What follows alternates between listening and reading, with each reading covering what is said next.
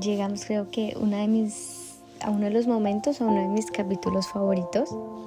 Bueno, porque de por sí la historia de José creo que es una de las historias que más me gustan de la Biblia. Y notamos cómo los hermanos de José vuelven a Egipto con su hermano Benjamín y son escoltados para encontrarse con José en su propia casa, en su aposento, en su palacio. Y una vez que José los recibe, creo que todos diríamos lo que merecen es un castigo por todo lo que habían hecho. Pero al contrario de eso, recibieron un festín, sin imaginar quizás todo lo que José estaba viviendo como en ese momento, cuántos sentimientos quizás tuvo encontrados al ver a sus hermanos que un día lo habían vendido con tanto odio, lo habían menospreciado en su juventud y ahora lo tienen de frente siendo gobernador. Y luego en el capítulo 44 vemos un momento de tensión donde los hermanos de José luchan para que su hermano menor no sea esclavo. Quizás José los estaba probando en ese momento si harían lo mismo con su hermano como hicieron con él. Y incluso ellos mismos se ofrecen como esclavos con tal de que dejen ir a Benjamín. Pero en el capítulo 45 llega un momento donde José dice, no más, hace salir a los demás egipcios que estaban en su casa y les dice, ¿no pueden ver que yo soy José? Y aquí podemos ver varios puntos. Uno de ellos es que José, en vez de pagar con la misma moneda, mostró misericordia sobre sus hermanos sin que lo merecieran, porque de verdad que no lo merecían. Y luego otro punto es que se mostró se reveló el corazón de José, un corazón recto, temeroso, delante de Dios. Quizás él pudo haber tenido muchos errores, porque obviamente vemos que él, al ver que era el favorito del padre, les decía a sus hermanos, yo tuve un sueño, que ustedes se postraron ante mí y demás. Quizás pueda que él no lo hubiera hecho en mala intención, pero eso generó ese tipo de celo o de odio en sus hermanos.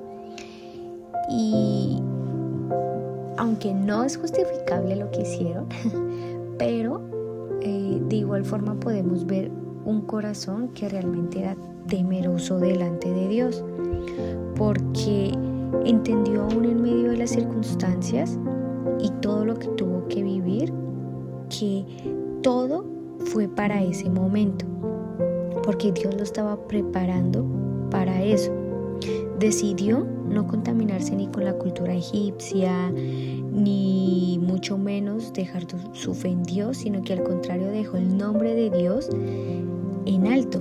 Dejó al Dios de Abraham, de Isaac y de su padre en lo más alto, porque todos tuvieron que reconocer, incluyendo el faraón, tuvieron que reconocer cómo el Dios de él era mucho más grande que los dioses en minúscula que ellos creían. Y luego en el capítulo 46, y creo que llegó el momento más emotivo, que es cuando José se reúne con toda su familia, se reconcilian y están justo de nuevo en el punto donde todos son nuevamente una familia ya, donde no falta ningún integrante, donde un padre se reúne con su hijo. Y esto precisamente, cuando vemos como el padre se reúne con su hijo, esto me hace pensar, la verdad, en la cruz y ver que también acá había un propósito para que nosotros no fuéramos condenados, para que nosotros, estando quizás en nuestro mundo, podríamos decirlo, en nuestros quehaceres de la vida, en nuestro día a día, no estuviéramos muriendo espiritualmente de hambre. Es decir, el no tener la palabra de Dios, es decir, esto que estamos haciendo, no tener su palabra, no tener una esperanza, eso nos hace morir.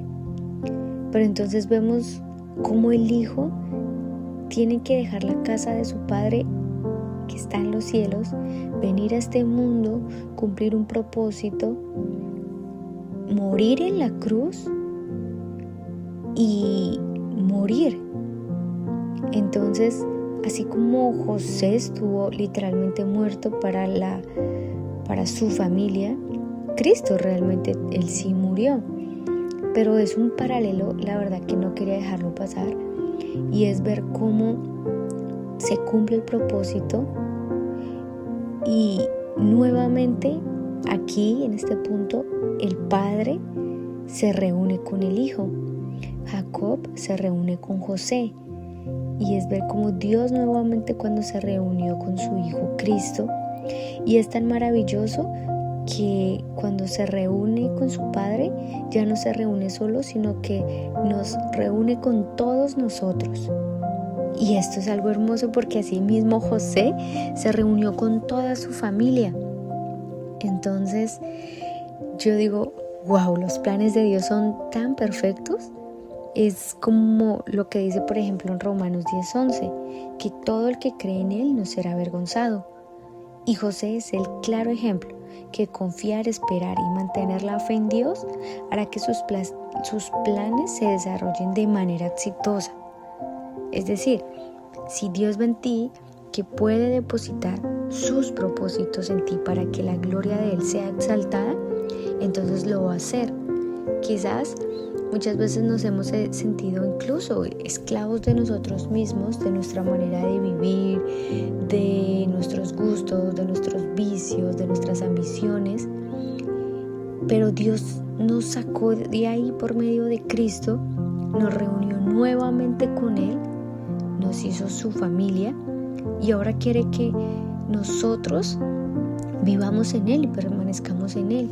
Y por eso decía al comienzo que José es una de mis historias favoritas de la Biblia, porque es el claro ejemplo de cómo aún en medio de las situaciones José llegó al punto. Quizás yo creo que José muchas veces cuando estuvo en la cárcel o juzgado de manera incorrecta pensaba, pero yo ¿por qué estoy aquí? Yo no he hecho nada malo.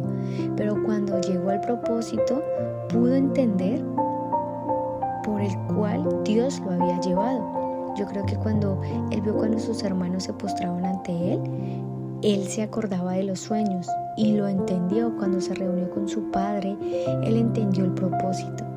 Así es que mi invitación en este día es que podamos entender que las situaciones que vivimos pueda que sean parte del propósito que Dios ha hecho para que nosotros cumplamos lo que Él quiere que nosotros hagamos. Entonces, no te desanimes. Quizás puedes que no estés pasando por un gran momento, un momento de éxito, sino al contrario, te sientas como en un punto muy bajo. Pero recuerda que Dios tiene un propósito contigo. Recuerda que Dios te creó para que tú muestres la gloria de Él donde quiera que vayas. Para que llegue un punto donde incluso el lugar donde trabajas, estudias, vives, todos tengan que reconocer que tu Dios, nuestro Dios, es más grande que cualquier persona o que cualquier situación. Así es que no dejemos de confiar y de creer y de esperar en Él, siempre colocando nuestra confianza en Él para que el nombre de Él sea exaltado. Así es que vamos a orar. Señor, te damos gracias. Gracias por estos momentos tan maravillosos. Gracias por enseñarnos tanto de tu palabra, Señor. Gracias, Señor, porque tú nos enseñas cada día más por medio de tu palabra que confiar en ti definitivamente es la mejor y más razonable opción que nosotros podemos llegar a tener. Porque tenemos el privilegio, Señor, de clamar a ti, Señor, un Dios real y verdadero. Porque tú, Señor, no eres como los dioses de este mundo, Señor, que no tienen, Señor, ningún poder ni ninguna autoridad. Pero cuando clamamos a ti y corremos a ti, Señor, sabemos, Señor, que tú nos salvarás.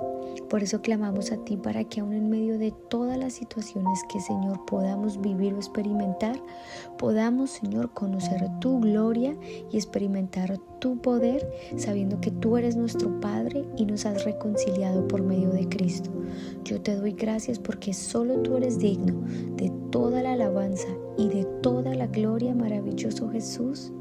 Gracias, gracias Padre, gracias amado Cristo por haber dado tu vida en aquella cruz.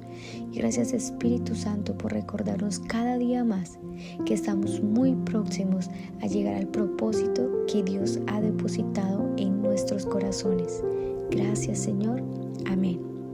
Bueno, qué gran lectura tuvimos el día de hoy, bueno, como todos los días. Y bueno, nos vemos el día de mañana una vez más en la Biblia en un año, de forma cronológica. Dios te bendiga.